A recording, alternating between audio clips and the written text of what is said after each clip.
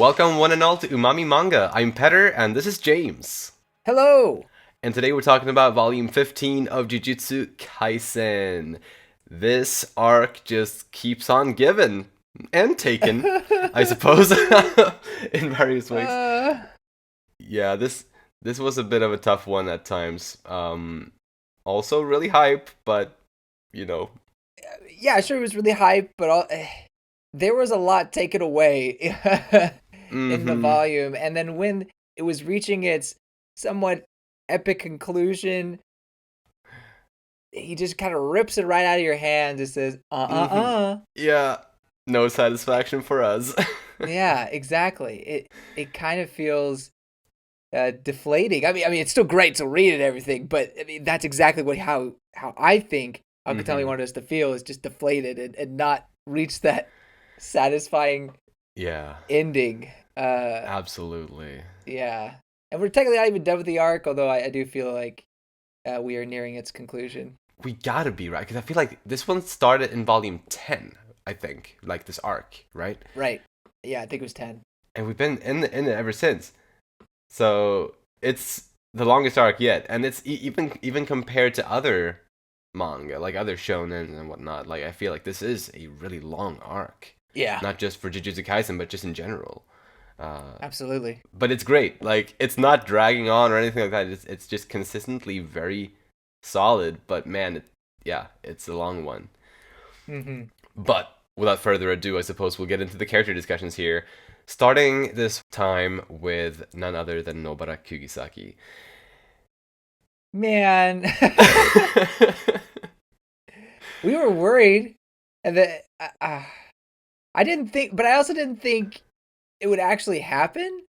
You know, Yeah. I guess technically she's not. They haven't confirmed that she's dead, although they're Mm, very much like, oh, don't.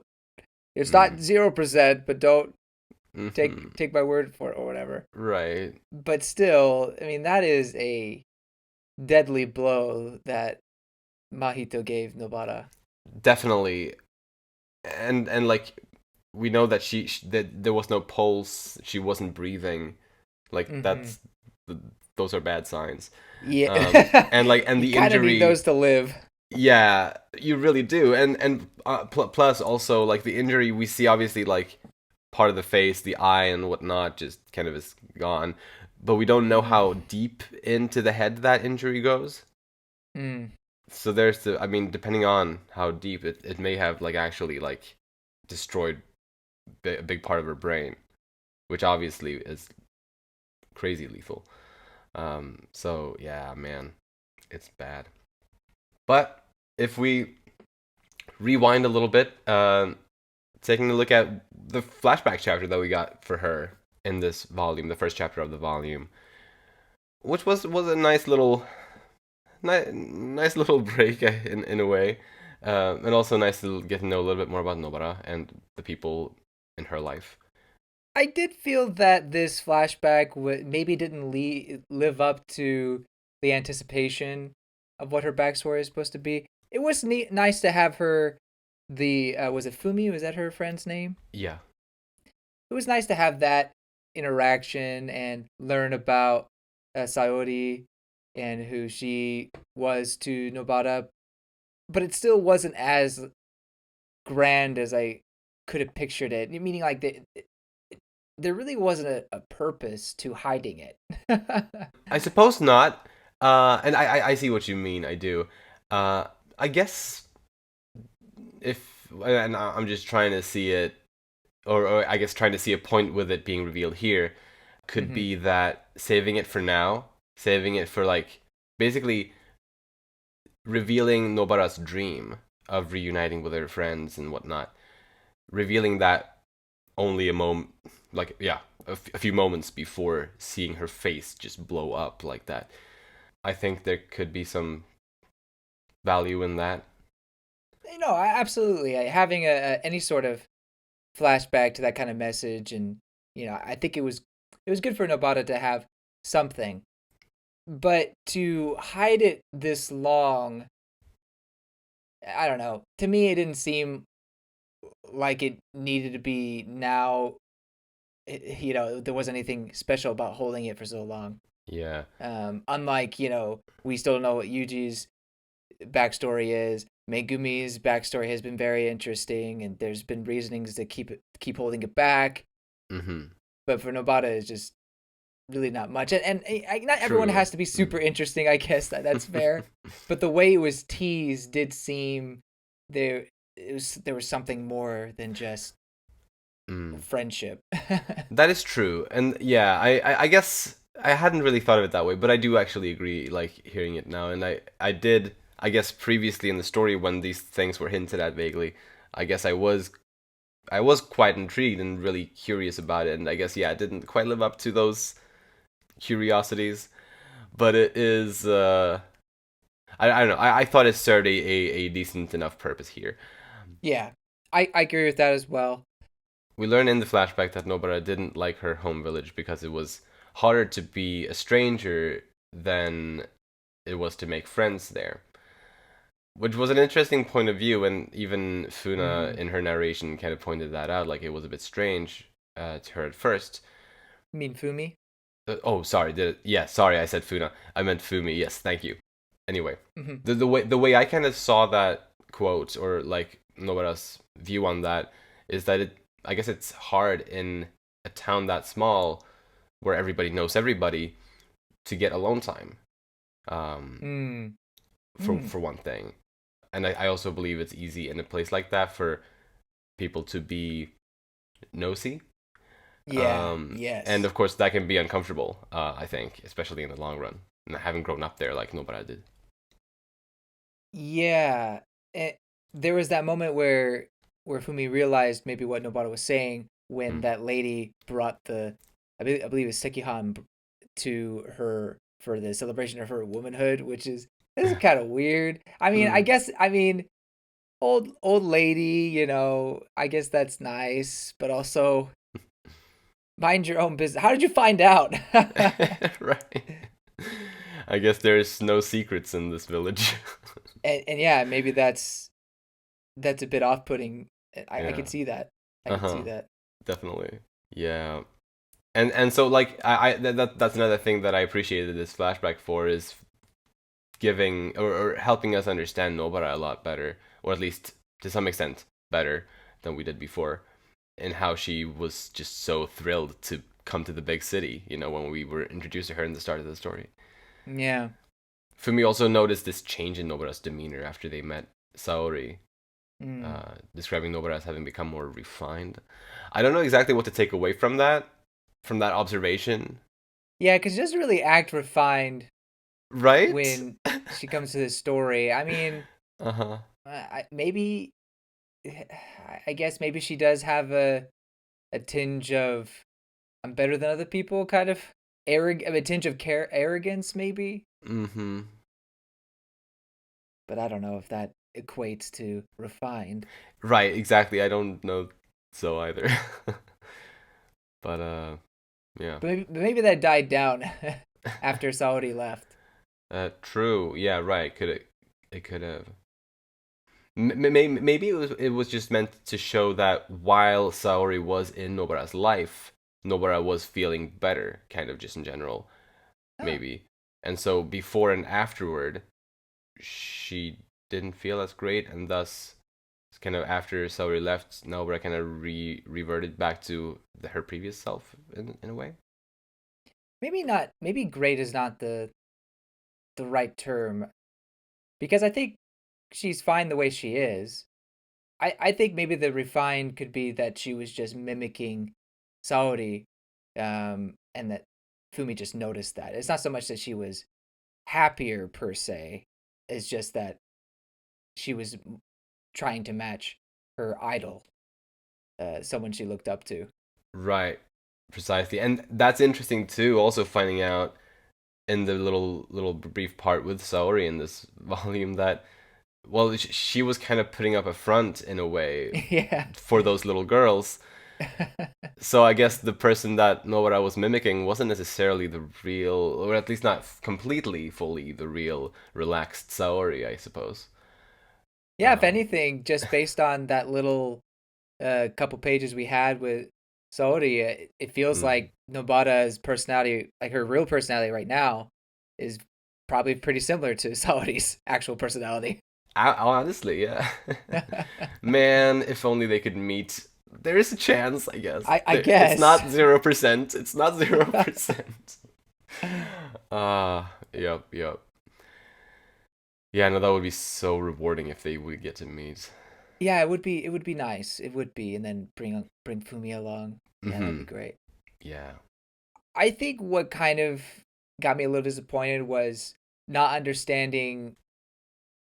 I mean, we now know who Sodi actually was and everything, so that's fine. Like that's been resolved. But Mm. the whole issue of Saudi being kicked out of the village was, it didn't seem like it was anything deep. Instead, besides, I guess, being bullied, which is it's terrible, and shame on these people. Mm-hmm. But again, I expected something a little more interesting, maybe have something to do with the Jujutsu Kaisen world. I see. But Mm. I guess, but obviously that wasn't the case. Or even just something more grand than that. But Right. I guess it could be because that they lived in such a big, grand house, and they seemed to be very wealthy. I mean, that kind of a Mm-hmm. house in the middle of nowhere is gonna stand out, Oh, and yeah. maybe because of that, the people just didn't ever accept them, uh, which is no excuse, obviously. Right. No, but yeah. No, I get you, and I think that kind of makes sense. Mm, As sad as it is, and really, like her whole family were bullied, by the town mm, because the house where they lived was kind of the target in a way, mm-hmm. but we don't really know much about the rest of her family. Yeah, I mean, the day, it's just not important. No, Even right, though probably not. it could have been more, but no, it Yeah, just. like yeah, that's kind of. I'd also expected to find out more about Saori, and like sure, maybe we still will. Although at this point, kind of doubt it. At least in regards to this flashback or in this time of her life, because we already knew this about her, Mm-hmm. like the fact that she was basically bullied out of the town, Mm-hmm. or Mm-hmm. So it didn't really give us too much like new information about Saori herself, aside from the later part that we got from her in present day. Yeah, yeah. And maybe that's on me, for expecting something that was not in the in the game plan. Um, but oh well, it's fine. It is Uh, indeed. It's fine. I agree with you that I would very much want to see, if possible, a Saori, Fumi, and Obata re-meet in Tokyo Yeah, somewhere. like with all three of them, yeah, that would be so great. I'm also curious, 'cause, well, we've seen Saori in present day, but we haven't really seen Fumi in present day at all. So I wonder what's up with Right. her. It was interesting how she was really the narrator of that chapter, even Yeah, though that's true. she was sort of the least prominent character in a way out of the three. But I want to touch a little bit on Arata Nitta here in the Nobara discussion Okay. because that guy was, well, the stuff that he had to say and do was very closely tied to Nobara.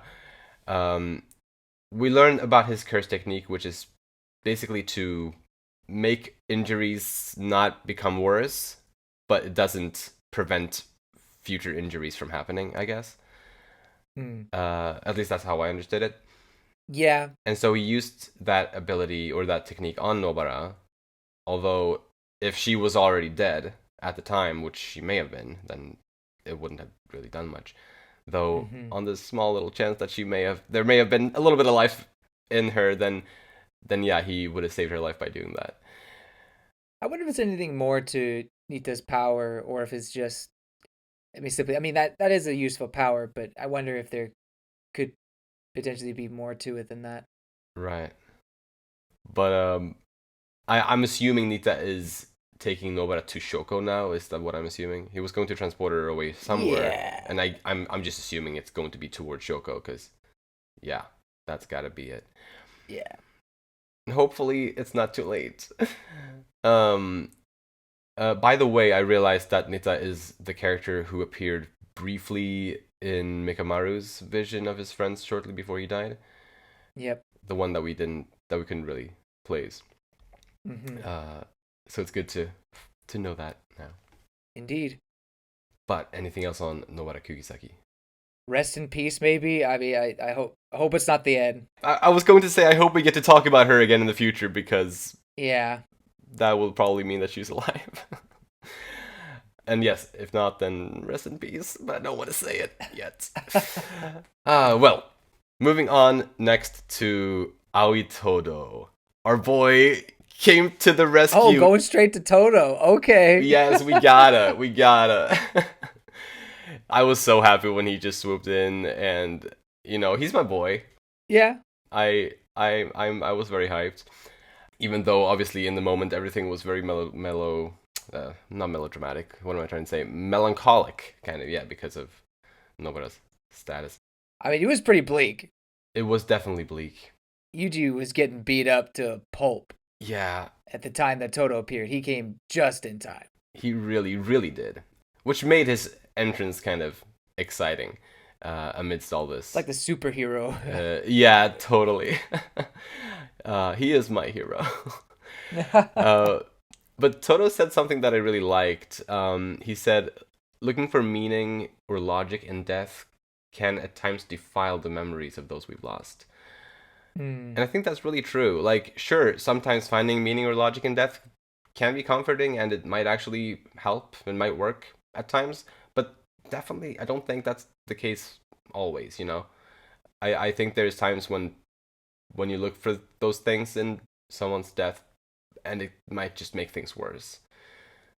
So like forcing it, like, I don't know if Yuji was necessarily forcing it there. Obviously, he had every reason in the world to be upset, especially since it had like literally just happened. But still, just the sentiment by itself, I think is nice and true. Yeah, absolutely agree. It was a good message to give, and it really helped Yuji get back on his feet, giving him a new purpose. Yeah, I liked it. I loved it. There you go. Yeah, same. And also, I believe relatively shortly after that, Todo thought to himself, now's not the time to tell brother about that.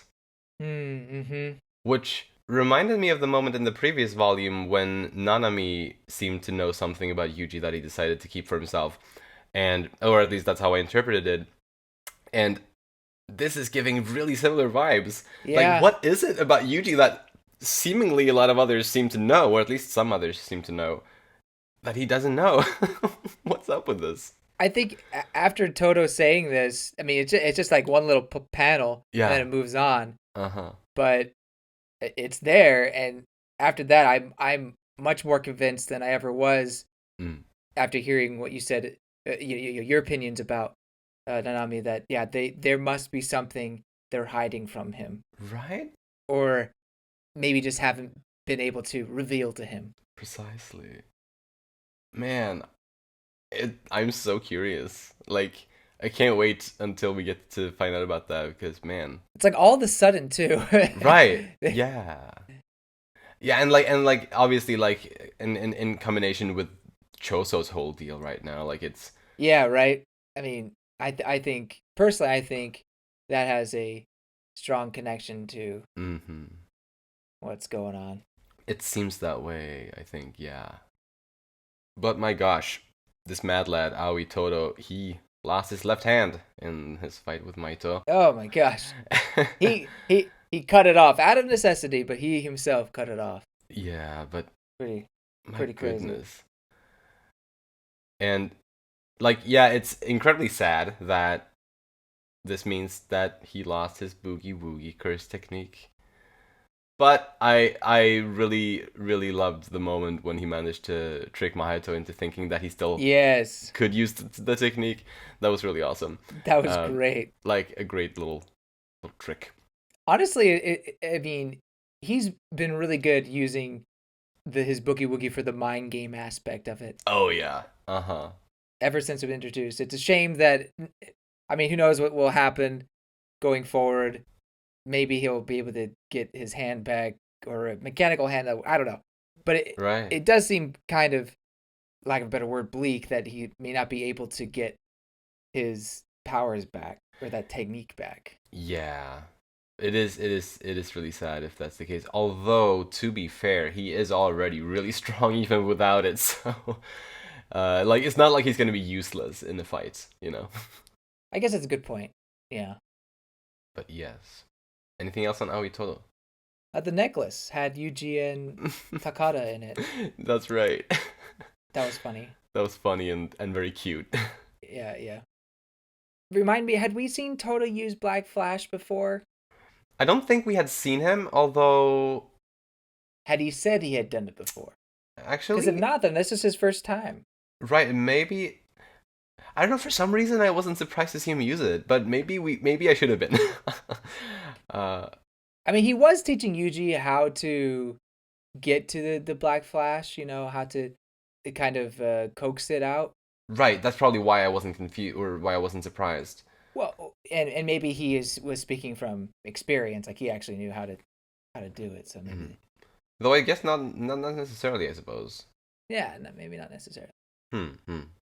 But it was good to see it, regardless. Yeah, all three of them. Right. Yeah, all three. That is crazy. Should we move on to Mahito right now?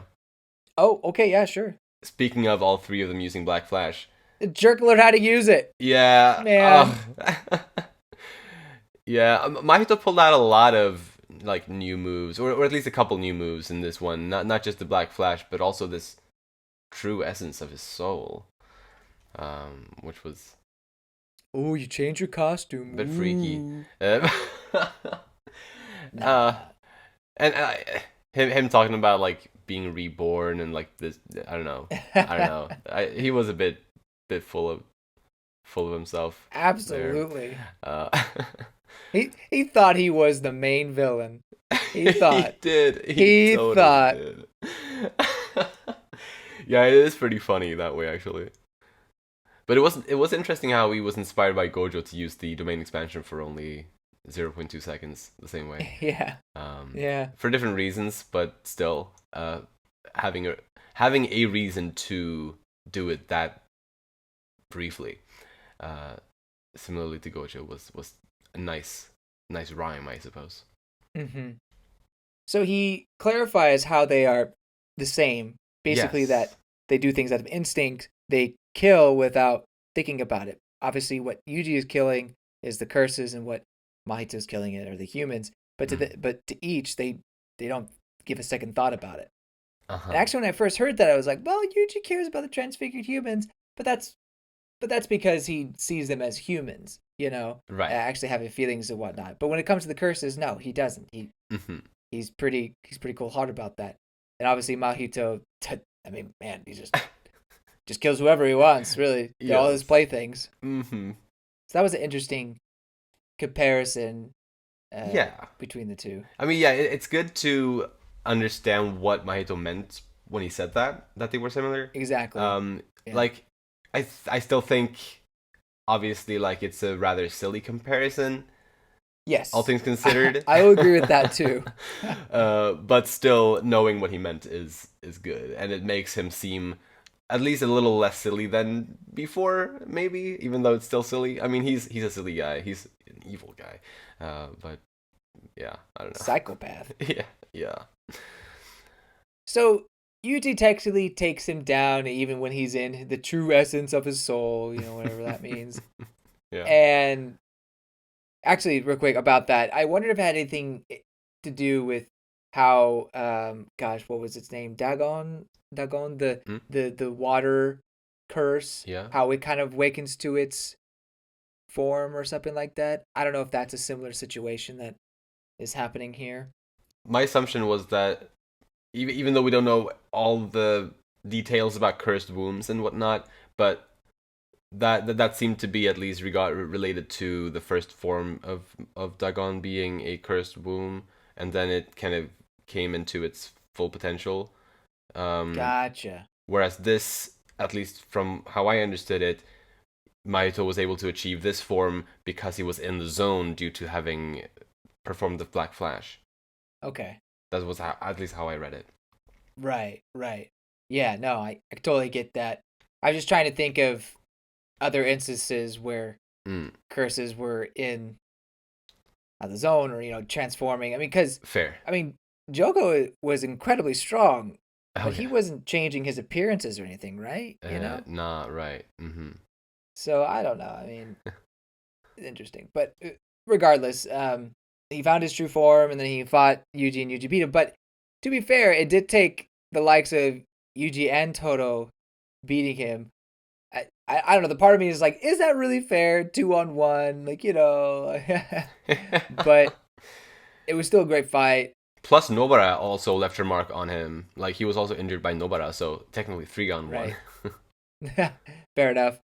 Uh, and yeah, in the end, he was running away like a rabbit from the wolf or whatever the Right. comparison was. Yeah, that was good.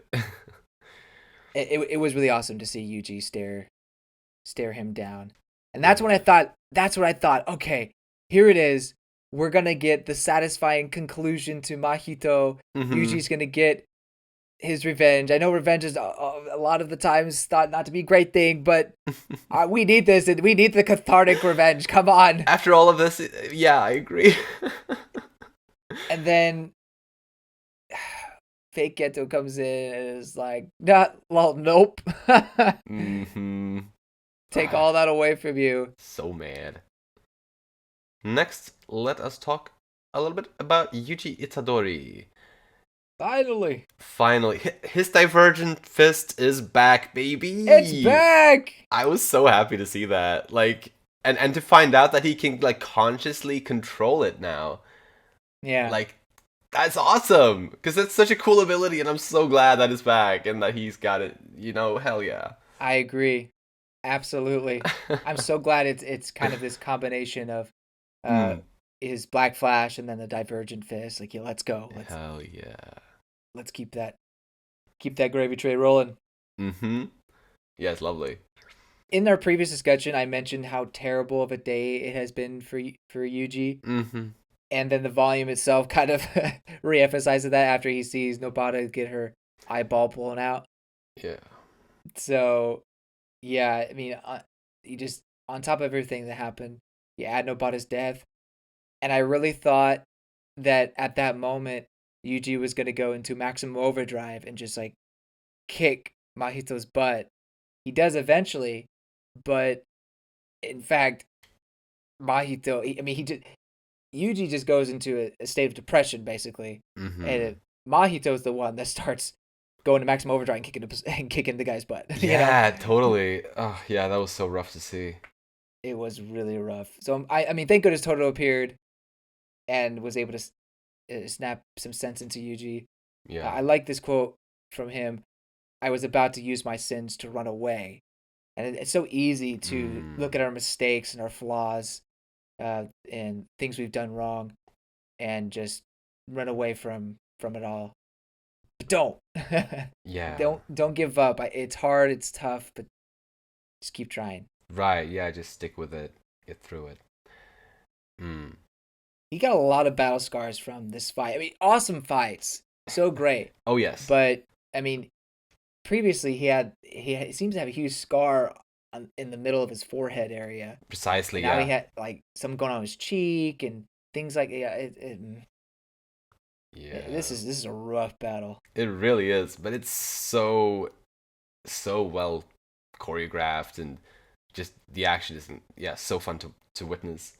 Yeah.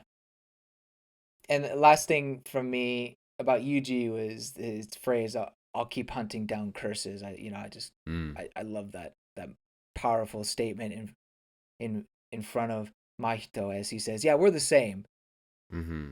but I'm gonna keep doing what I believe is right." Yeah, he is. I feel like he's maturing throughout this arc, like, a lot. Absolutely. And it's been going on like throughout, like starting slightly with the grasshopper curse that he fought in the beginning, and like steadily from then up until now. I feel like he's growing. I also have a feeling that the happy-go-lucky one brain cell Yuji may not appear very often after this arc. Yeah, that's a good point.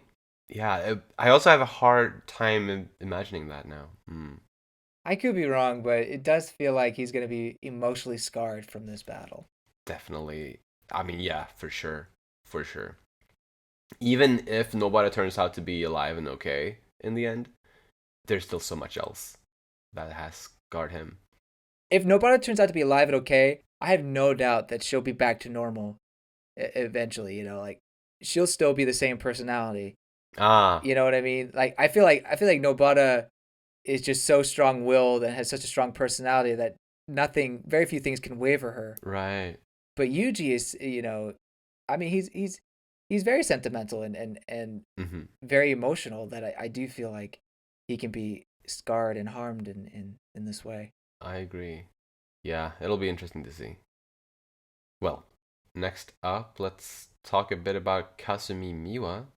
And I guess while we do, we might as well talk about Mekamaru as well.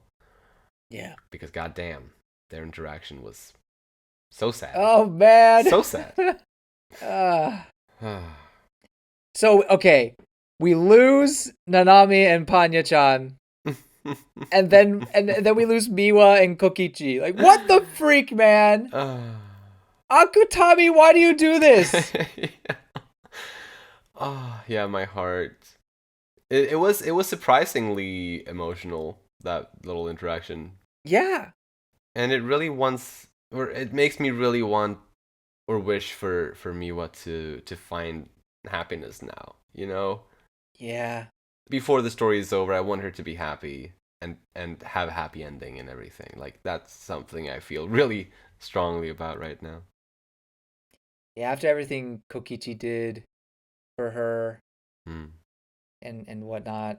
I mean, he did it for a lot of people, but he had her in mind specifically. Mm-hmm. Yeah, you really gotta hope that she was able to find that happiness. At least one of the few characters that has a happy ending, maybe. Right. Yeah. Like at least give her one. Yeah. Yeah, uh, man, it's not fair. Now mm-hmm. she'll just have to settle for Gojo. Darn. Wow.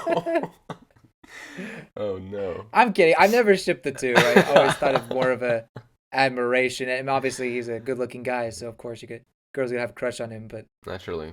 But yeah, this one, and I really didn't think too much about these two. I mean, I think there was hints of the friendship that was kind of growing within the Kyoto. There was also some bullying. I didn't like that, Yeah. but Miwa seemed to be nice to Mekamaru. But it wasn't until Mekamaru gets his body, Mm. and we finally see he had like some feelings for Miwa. Then I was like, okay, I can see this. Uh-huh. But that's still a small segment, right? Oh yeah, very small. Yeah.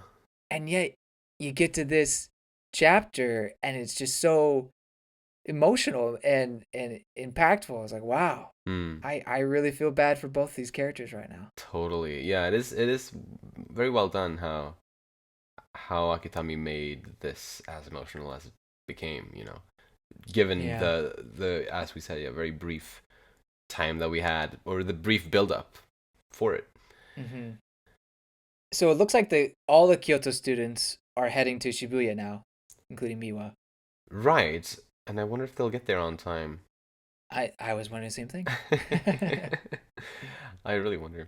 Cause yeah, cause like I think you mentioned a little earlier that it kind of seems like we're not like there's probably not too much left of this arc, and I do feel similarly, though how much is little. Like I don't know.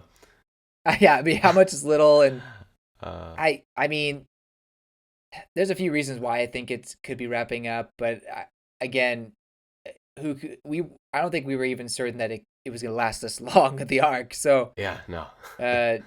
maybe it could be prolonged even further, but Right. I do have some thoughts on that. Yes, we will talk more about that later.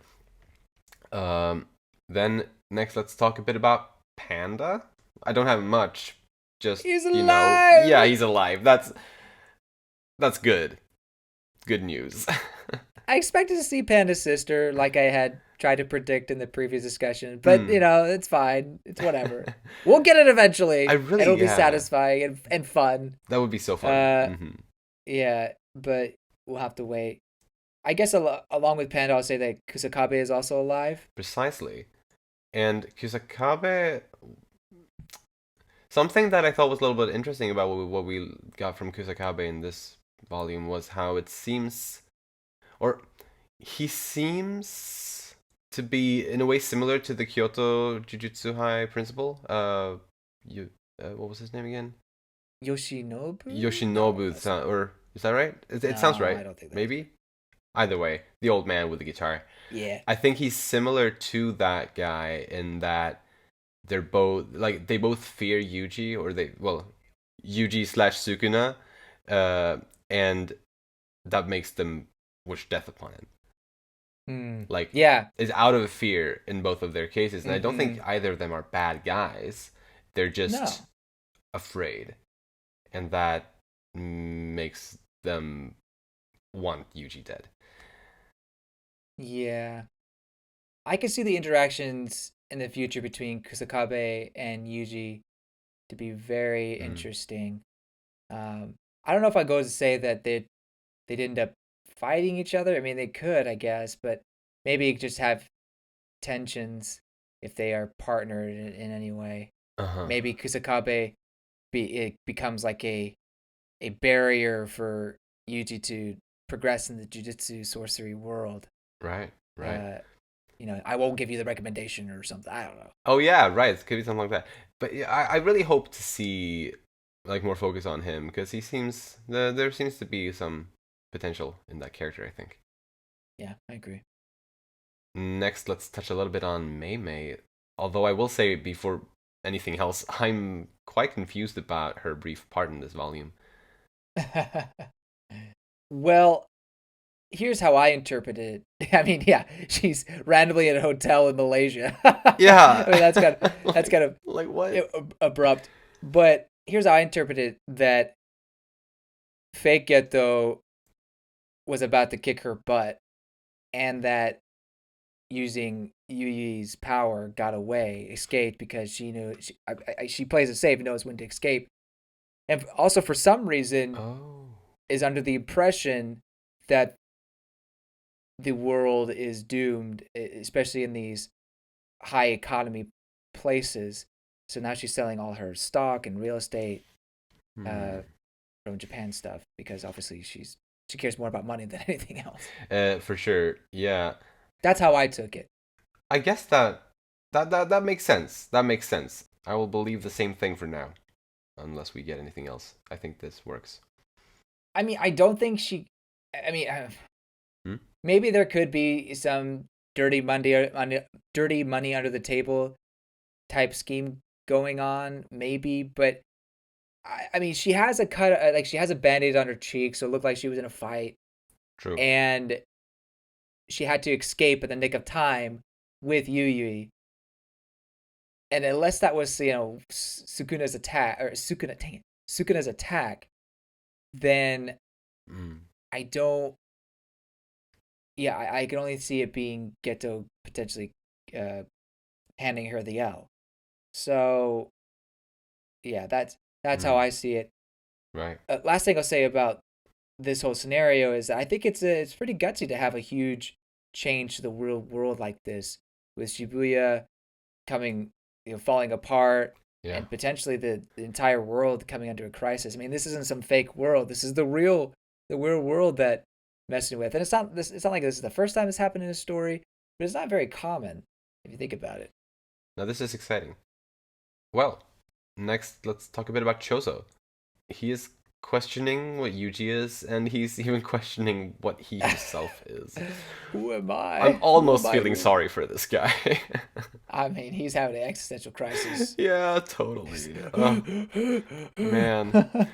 But this is so interesting. Like this is like, and we already kind of talked about the potential connection between this and all this talk about, well, people seeming to know things about Yuji that he doesn't know and whatnot. hmm It's so interesting to me, like incredibly interesting, and I'm dying to find out what's going on here. Not a clue, man. Yeah. Not a clue. At the very least, we can say is that there is something very serious between him and Yuji.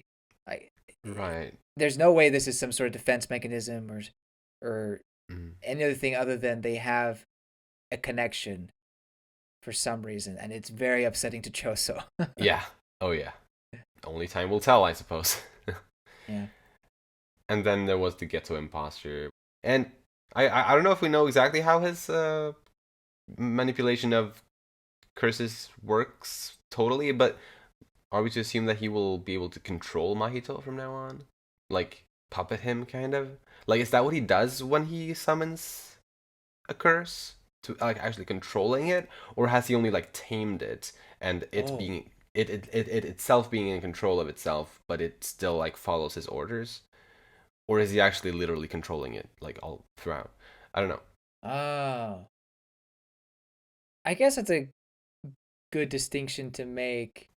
If you think about Geto's fight with Toji way back when, Mm. there was that one scissors lady, and I don't. Yeah. It seemed like it was kind of acting on its own, Right. but it wasn't attacking Geto. So maybe a taming thing is more likely? Is maybe more likely, but it doesn't. But it does seem that he's able to tell them what to do, though. Right. Regardless, just seeing him pound Yuji like that Mm-hmm. with all those curses is like, oof. Yeah. Yeah, again, Yuji is having a bad time this arc. Any other character you want to talk about? Well, actually, this is not a character. This has something to do with a couple of special chapters that appeared in the Shonen Jump app that I was reading. Oh, really? Oh. Normally, I wouldn't bring that up, but I just thought it was interesting that they're talking about how the anime had just started. I was like, Mm. wow, the anime started right in the midst of this crazy Shibuya arc. It's like the Shibuya arc happens, like, oh man, we got it, we gotta animate this. Oh yeah, that makes sense. That makes a lot of sense. No, I mean it was a lot of it was great even before that, but Right, right. But this is a new high. it really is. Also, there was a Todo swimsuit reveal. A Toto what? Swimsuit reveal. What? Yeah. Where can I need to see this. Okay. I should have screenshot it. But let me, I will get that to you. And I will note that he is the only one in a swimsuit. Oh, just the way I like it. It's like a full page. Dude. Dude, why would that not be in the physical book? I'm missing out. Rarely. Oh my goodness. That is a little bit sensual and I'm into it. It is steamy. Oh, I mean, yes. they're doing it as a joke. That like the next page is like, we're already resorting to muscle gags. We burned through all our ideas, huh? That is lovely. Thank you for sharing that with me. You're welcome.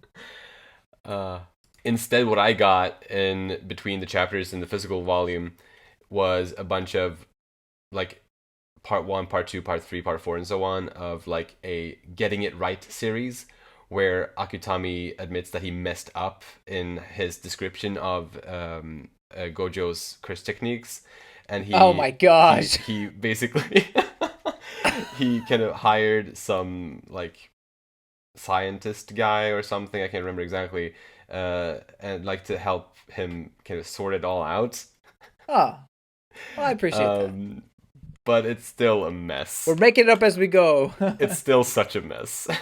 And kind of the conclusion in the end is anyway, like, he's kind of like, it doesn't really matter, like, think of it as you want, kind of. And it's like, bro. Why do you do this to us? But yeah, it's charming, I suppose. Yeah. Yeah. Well, I suppose that's it for characters and other things like that. Yes. All right, lovely. Then, what do you got on predictions? Right off the bat, I think that Kyoto students will come to save Yuji from, well, probably along with Panda. I think they'll kind of all rally to save Yuji from fake Geto. Now they say this, it sounds kind of ridiculous, but I'll go with it. They arrive in time, and fake Geto just flees. Like, he's like, yeah, there's no point. I've already won. I have Gojo. True. Time to leave. Bye-bye. And he will reveal his plan because that's how the cliffhanger ends. Is that he's like, let me tell you about the new world. Right. So he'll talk about that a little bit. That makes sense. I really don't know when we're gonna get the Choso stuff. I do. Right. I don't know. I mean, I think it'll happen eventually where we figure that out, and I think it will have to correlate with what Todo knows. Definitely. And obviously, and like by extension, what Nanami knew, as well as possibly, probably also what Yuji's grandpa knew. Yes, yes. I really do think it has to deal with where he comes from, Uh huh. who his parents are. Right. But I agree. Like, definitely we're going to find out eventually, but I don't necessarily see us learning about all that in this arc. Like, I feel like that's something that we may still be teased on until a Yeah. little later. No, I could agree with that. Well, how little later are we talking? No clue. No clue at Like, all. for me, I honestly could see it not being this next volume, but the volume after. I mean, Yeah. because I'm gonna put a pretty hard prediction that the Shibuya arc ends next volume. Mm, And the mm. reason why I feel like it's ending is because mostly that I feel like Geto's at the point where he's just be like, okay, I got what I wanted, I'm out of here, Yeah, type right. type That deal. precisely. And I think I feel similarly, like the next volume maybe slightly into 17, but Okay, if it does, then probably not the whole volume. fair enough. But I agree. Very likely that it will end in the next volume. Yeah, maybe it'd be too perfect if it ended next volume, but I'll Mm, stick with it. I'll stick that it's cool. next volume. Yeah, yeah. Either way, yeah, probably not much left. So that is exciting. Hmm. And it's gonna be nice. While I've been enjoying this arc a lot, I do still I think it's gonna be nice to kind of move into a different arc to get new possibilities for other types of reveals, perhaps, if that makes sense. Yeah, build up more stuff because we had so many reveals, so many twists, Mm-hmm. and now it feels okay. Now it's time to build up more. Build up more as well as maybe elaborate or kind of expand on the ones that we got here. Oh, okay. Um, Yeah. well, like for example, like the Choso thing. But yeah, regardless, yeah, it'll be nice with a change of pace. Yeah. Indeed. And honestly, I don't have much for predictions here this time, but the uncertainty of well, both Nobara's and Maki's statuses. Yeah. That uncertainty is really killing me. Like, I'm incredibly torn on both of them about whether they made it or not. Nobara, we've been told it's not a 0% chance, but she was in a Hmm. very bad shape. Like, and she may have already been dead when we saw her. Whereas Maki, I believe I made a point last time, or whatever, about the fact that she actually has physical or like superhuman physical capabilities. Could be something that means that she would be able to survive that hit by Jogo, but again, so uncertain. Um, so yeah, I'll just wait and see. Yeah, I kind of said something similar last time about Maki's situation. The fact that they are not clear about whether Nobata is truly dead or not. They Mm. just don't come out and say, "Oh, she's dead." It makes me feel like she's gonna make it in some capacity. That's a fair You point. know, I like I that. mean, I mean, I I mean like that. why? I mean, yeah, maybe it's just too positive thinking, but it does seem like why even have her heal her up at all if she's just not going to be gone entirely from the story. Mm. Um, I guess in real life you would try to do everything you could, uh, even if there's any some sort of hope. So maybe that's more applicable Mm. that way. But I still think in terms of a story, if a character's going to die, you don't prolong it like that. Unless you want to make us hurt, you know. Yeah, maybe, but it's not like I could see that. what is she going to start talking to Yuji and then die all of a sudden? Like that? Rather, or at least the way I meant it is like if Akutami just prolongs her death like this, not even necessarily that she would wake up or have a conversation or anything, just the fact that there is a little bit of hope now, and just leaving us with that very little bit of hope for an extended period of time will be painful to us as readers, at least if we care about Nobara. Mm-hmm. And I guess also if we care about Yuji, because he cares about Nobara. Mm-hmm. Yeah. Yeah, how long...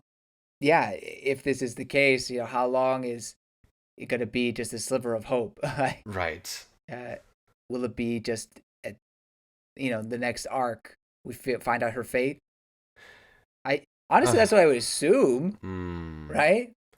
I mean, if we don't learn it before then yeah, the next arc, yeah, right. Or well, yeah, I mean, however this arc, and I mean, yeah, for sure. And Maki, I'm not absolutely not giving up hope. If anything, I'm just impatient at this point. It's like, where is she? Why are we waiting? It's the last possible moment here. Yeah, but they'll be fine. Our girls will be fine. Right?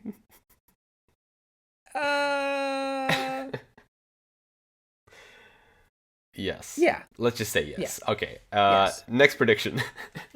I don't have any more. Okay, cool. Me neither, actually. But yes, such an exciting, thrilling arc. Yeah, I mean it's exciting, thrilling, and tragic. Awfully tragic. Yeah, bittersweet. There really wasn't a whole lot of wins for the Jujutsu sorcerers. Nah. And not a lot of wins for the curses, but everybody was being played. Really, it seems like. I mean, it's a huge game changer because so many characters on both sides are dying or otherwise incapacitated. Right, precisely. So like I totally understand. Obviously, the arc is not quite over, and I guess we don't know exactly how much of it is left, but still, I totally see why this arc is so popular in the Jujutsu Kaisen fandom, because it's ballsier than I think a lot of other shonen arcs are, just in general. Yeah. Like, sure, it's not the only one that goes as far as it does, but compared to a lot of other things, I in my opinion, it goes farther, like in more drastic ways, kind of, than a lot of shonens usually do. I agree with that. So I really respect it for that. Yeah, and I don't feel like it's super edgy, killing characters left and right, gore is great. It's not like that kind of a shonen. No. Dark shonen. It's kind of like this exciting but depressing story sometimes, it feels like. Yeah, that's a good explanation. With all that said, I guess we've reached the end of the episode. Yay. Yay indeed. So, if you enjoy our content, you can follow us on Twitter at Umami Manga, and it would be lovely if you'd like to support us by rating our show on the podcast platforms and subscribing to our channel Umami Manga on YouTube. Thank you so much for listening, and we'll see you next time when we'll talk about Volume 16. Bye bye! See you later!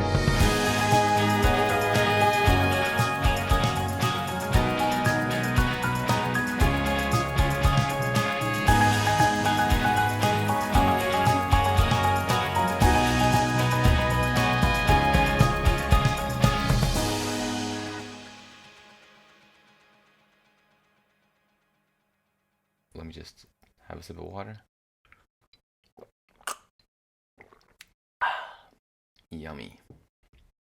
Or actually, it doesn't taste like anything, but that's yeah, still... I don't know if I've ever...